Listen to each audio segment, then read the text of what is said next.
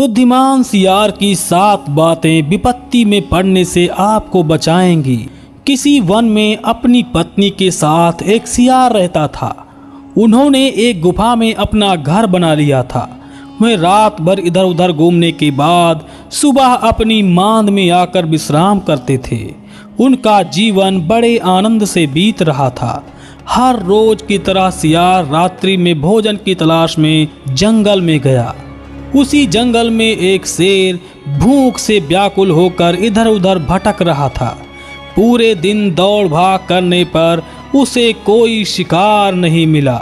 घूमते घूमते शेर सियार की गुफा तक आ पहुंचा तो उसने सोचा कि इस गुफा में जरूर कोई जानवर रहता होगा। ये सोचकर शेर गुफा के अंदर आ गया कि हो ना हो इस गुफा में उसे कोई जानवर अवश्य मिल जाएगा। मगर दुर्भाग्य की बात, शेर के गुफा में प्रवेश करने से पहले सियार भोजन की तलाश में जंगल में निकल चुका था। गुफा में पहुंचने पर उसे कुछ नहीं मिला। शेर सोचने लगा कि अगर इस मांद में कोई जानवर रहता होगा तो वह विश्राम के लिए अवश्य आएगा। मैं इसी गुफा में छुपकर बैठ जाता हूँ। इस प्रकार शेर सियार की गुफा में छुपकर बैठ गया।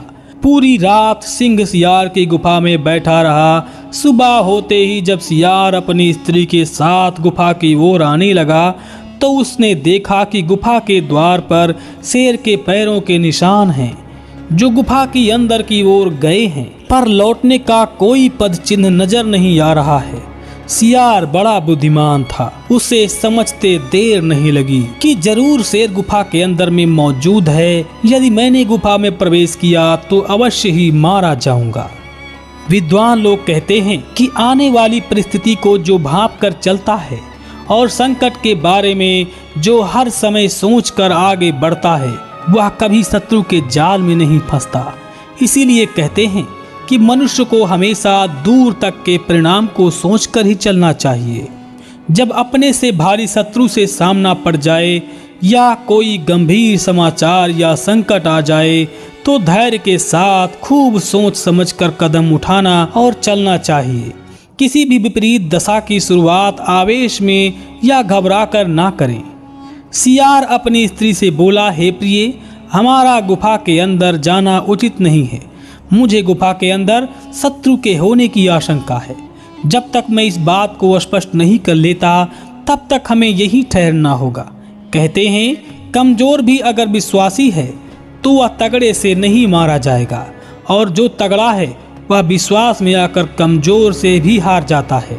इस तरह बुद्धिमान सियार कुछ देर तक शांत रहा। फिर उसे एक उपाय सूझा। उसने जोर जोर से चिल्लाना शुरू किया, अरे गुफा, जब भी मैं तेरे पास आता था तू मुझे देखकर जोर से आवाज देकर बुलाती थी और मेरा स्वागत करती थी, परंतु तू आज मौन क्यों है? क्या बात है? मुझे काफी देर हो गई द्वार पर आए हुए, पर तू अभी तक नहीं बोली। क्या तू भूल गई तेरे मेरे बीच में क्या समझौता हुआ था कि तू मुझे आवाज देकर बुलाएगी तभी मैं गुफा के अंदर आऊंगा। खैर कोई बात नहीं, यदि तू नहीं बोलती है तो मैं दूसरी मांद में चला जाता हूँ। सियार की बातें गुफा के अंदर बैठा शेर बड़े ध्यान से सुन रहा था। सोचने लगा, लगता है यह गुफा सियार की आवाज़ देखकर बुलाती होगी, पर आज मेरे डर से इसकी बोलती बंद हो गई है। यदि शीघ्र आवाज़ नहीं दे दी तो सियार कहीं और चला जाएगा और मुझे भूखे पेट रहना पड़ेगा। यही सोचकर शेर गुफा के अंदर गरजने लगा। अब तो शेर की दहाड़ से पूरी गुफा गूंज उठी। आसपास के सभी जीव जंतु डरकर अन्य स्थान पर भाग गए।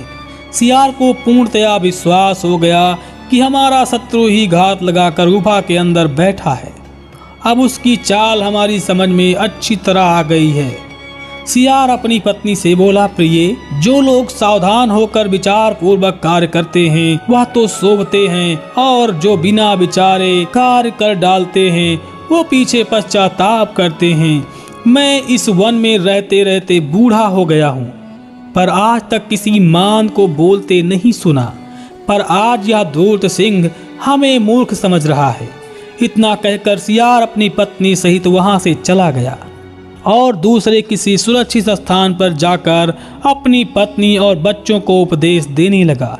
कहने लगा, हे प्रिय, जो लोग दूरदृष्टा होते हैं, अर्थात दूर तक के परिणाम के बारे में जो पहले ही विचार कर लेते हैं, वे कभी मुसीबत में नहीं पड़ते हैं। और जो मूर्ख होते हैं, वे अक्सर ऐसी विपत्तियों में फंस जाते हैं।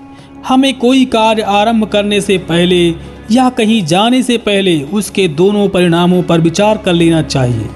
जो 4 कदम आगे की सोच कर चलता है वह विपत्ति में नहीं पड़ता है, क्योंकि भय अथवा खुशी के मौके पर जो सोचता है और उतावले में काम नहीं करता, उसे झीकने का कभी मौका नहीं आता। बुद्धि से जो काम बनता है वह शस्त्रों से, बड़े बड़े हाथियों से, घोड़ों से और पैदल फौज से भी नहीं बनता। उपाय से जो काम हो सकता है वह पराक्रम से नहीं हो सकता। यदि आकार में दूसरों से छोटे हो, शारीरिक बल में भी सबसे कमजोर हों, तो भी बुद्धि बल को संचित कीजिए, वहीं आपका विपत्ति में साथ देगी। कहते हैं, तरकीब से शत्रु पर जैसे जीत मिल सकती है, वैसी हथियारों से नहीं। उपाय जानने वाला अगर छोटा भी हो तो उसे सूरवीर हरा नहीं सकता। जिसके पास बुद्धि है उसी के पास बल है। बुद्धिहीन को बल कहाँ हो सकता है। जो मनुष्य शत्रु और रोग को पैदा होते ही दबा देता है, वही महाबलवान होने पर धीरे धीरे उसका नाश कर देते हैं। अपना बल ध्यान में रखकर जो मान और उत्साह बढ़ाता है, वह अकेला होने पर भी परशुराम की तरह शत्रुओं का नाश कर सकता है।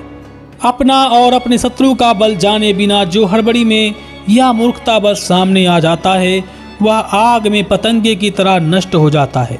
शत्रु के द्वारा विपत्ति में पड़ने पर शत्रु के दिमाग से ही सोचता है, वही विपत्ति से निकल पाता है। इस कहानी में बताई गई कुछ बातें शुक्र नीति, चाणक्य नीति से ली गई हैं, जो आपके जीवन का कल्याण करने वाली हैं। मनुष्य जीवन को ध्यान में रखकर ये कहानियाँ जरूर पढ़े और जरूर इस शास्त्रों को जानकारी रखे। वो जीवन में कभी भी धोखा नहीं खा सकता है। दोस्तों, ये कहानी कैसी लगी हमें कमेंट के जरिए ज़रूर बताइएगा, और अगर वीडियो पसंद आया हो तो इसे लाइक शेयर करके हमारे चैनल को सब्सक्राइब करना बिल्कुल भी मत भूलिएगा। साथ में बेल आइकन प्रेस करना बिल्कुल भी मत भूलिएगा। साथ में जय श्री कृष्ण कमेंट करना बिल्कुल भी मत भूलिएगा। भगवान श्री कृष्ण की कृपा आपके समस्त घर परिवार पर हमेशा बनी रहेगी। जय श्री कृष्ण।